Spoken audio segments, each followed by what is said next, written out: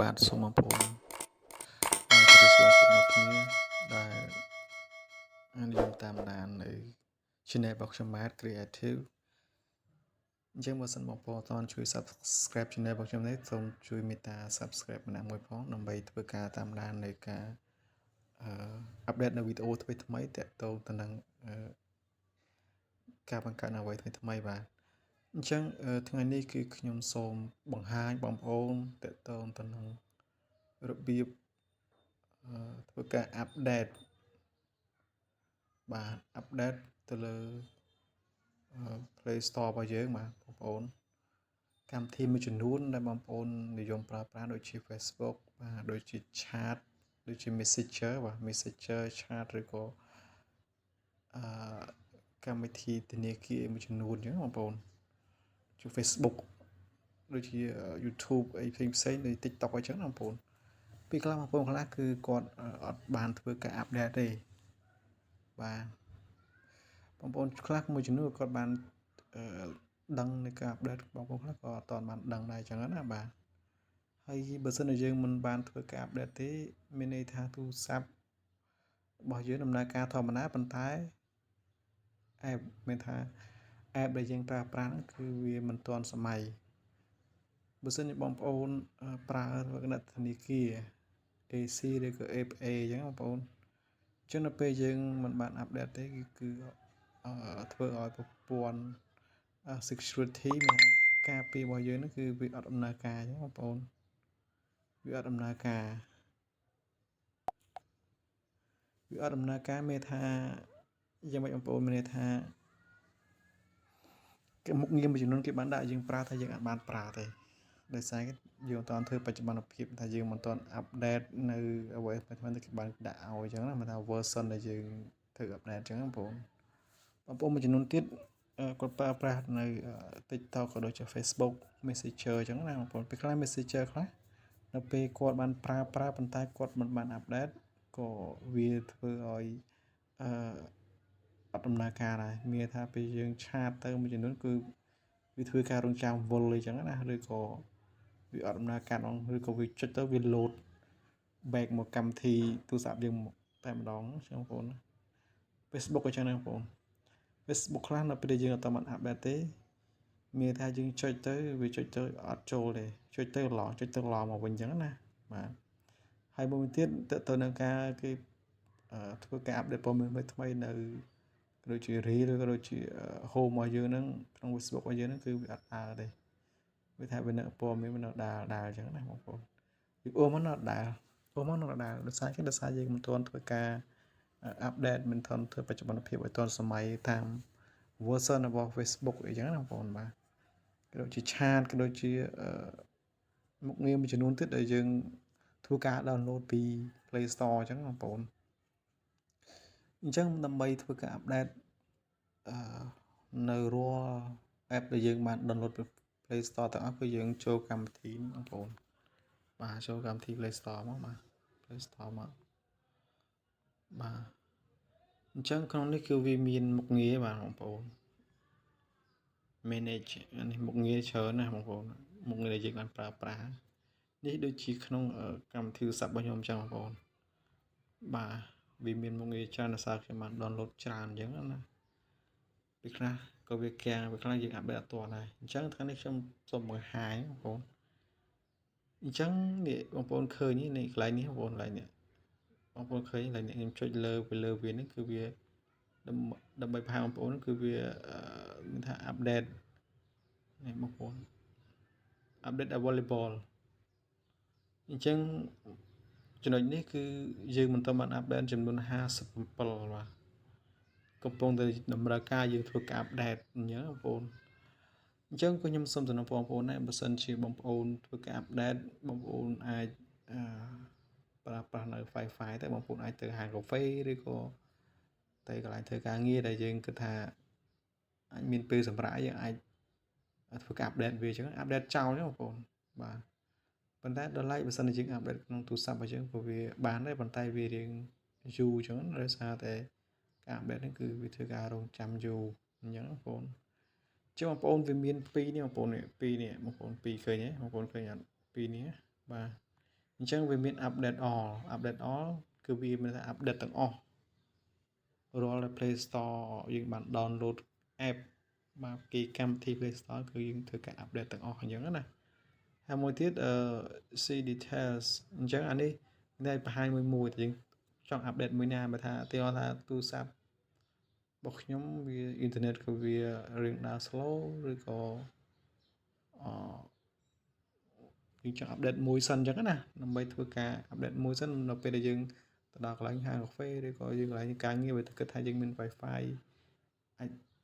speed វាធំយើងអាច update ទៅបាទអញ្ចឹងយើងចុច detail ណាបងប្អូនបាទឃើញបងប្អូនដោយសារមុខងារមួយចំនួនខ្ញុំបាន update បងប្អូនឃើញទេដោយសារខ្ញុំ update បានម្ដងមួយទេដោយសារខ្ញុំអត់បានទៅខាងកាហ្វេឬក៏ទៅកន្លែងការងារខ្ញុំវាអត់មានប្រព័ន្ធ Wi-Fi យើងប្រើប្រាស់អញ្ចឹងណាបងប្អូនវាតើអត់ទាំងអស់បងប្អូនឃើញអត់អត់ទាំងអស់ជិះមកបងប្អូនចង់ update នេះចុចលើវាមកឧទាហរណ៍ខ្ញុំសុំ update កម្មវិធី Facebook មួយចុះ Facebook នេះដោយសារយើងប្រើវាជាប្រចាំអញ្ចឹងបងប្អូនដល់វា load មកលើបងប្អូនចុចវាមកវា load មកលើអស់វាថាវាធ្វើការ update បាទវា load មកលើបងប្អូនជាមិនមែនចុចកន្លែងនេះហើយយើងមើលកន្លែងនេះអត់ឃើញវាអូសមកលើឃើញកំពុង update បងប្អូនឃើញ update ដែរ200 update បងប្អូនឃើញអត់បាទអញ្ចឹងដូចខ្ញុំបញ្ជាក់ខាងដើមអញ្ចឹងតើតើបងប្អូនតើមក update គឺយើង update អស់ទៅដើម្បីធ្វើបច្ចុប្បន្នភាពរាល់ app ដែលយើងបានដល់ Play Store ហ្នឹងដើម្បីវាដំណើរការល្អប្រសើរអញ្ចឹងបងប្អូនបាទដោយសារវាយូរពេកបងប្អូនបាទវាបាន7%ទៅអញ្ចឹងវា100%វាយូរដែរអញ្ចឹងបងប្អូនខ្ញុំអត់តបាន update ទេបងប្អូនបាទច្រើនពេកមក update ម្ដងមួយទេដោយសារវាអ៊ីនធឺណិតវា slow ណាមួយអឺជួយចង់ update ច្រើនដោយសារវាពិបាកក្នុងការ update វាវល់ហើយធ្វើស័ព្ទយើងការអញ្ចឹងបងប្អូនអញ្ចឹងបងប្អូនប្រើនៅប្រព័ន្ធ Wi-Fi ឬក៏បាទប្រព័ន្ធ Wi-Fi ឬក៏អីផ្សេងបងប្អូនអាចធ្វើការ update ម្ដងទាំងអស់ក៏បានបងប្អូនបាទទាំងអស់ទៅវាលឿនអញ្ចឹងណាអញ្ចឹងឥឡូវខ្ញុំសូម update រងចាំមួយសិនខ្ញុំមិនដែលបាន update ទេបងប្អូនទុកចោលដែល update បងប្អូនមានតែខ្ញុំណាយកុំទុកអញ្ចឹងទេបងប្អូនយើងធ្វើ update ទាំងអស់ទៅ update ដើម្បីងាយស្រួលសម្រាប់យើងដែរអញ្ចឹងបងប្អូនបាទពីខ្លះបងប្អូន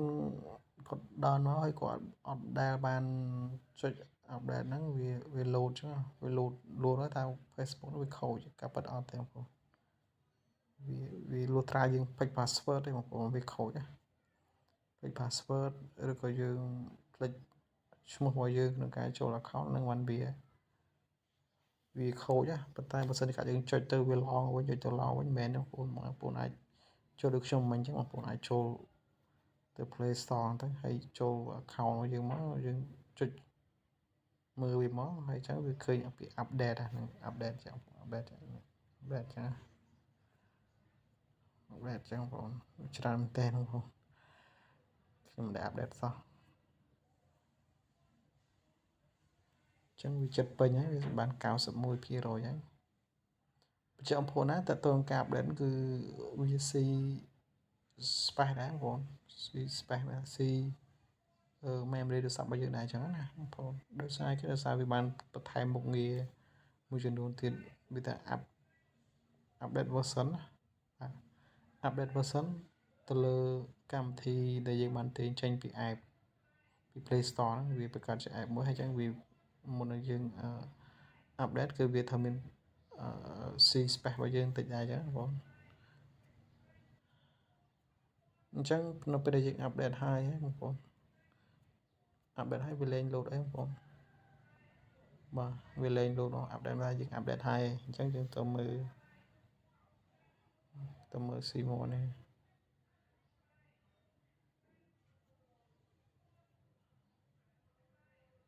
ដោយសារខ្ញុំរើសតែមួយឥឡូវយើងមើលយើង update ហើយនេះបងប្អូនជួយនេះក៏បាន update អស់បងប្អូនមាន Wi-Fi ជួយទាំងអស់មកយើងរងចាំវាទៅវា update ឲ្យយើងអស់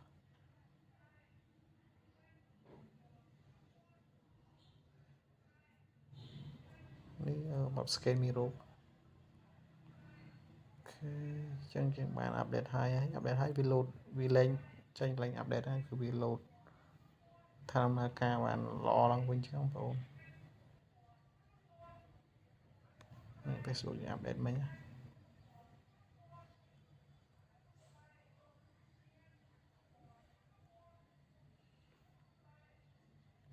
បងប្អូនឃើញបាទអញ្ចឹងវីដេអូខ្ញុំមានតែប៉ុណ្ណឹងបងប្អូនមិនសិនបងប្អូនគិតថាវីដេអូមានសារៈសំខាន់ក៏ដូចជាផ្ដល់ផលប្រយោជន៍ដល់បងប្អូនក៏ដូចជា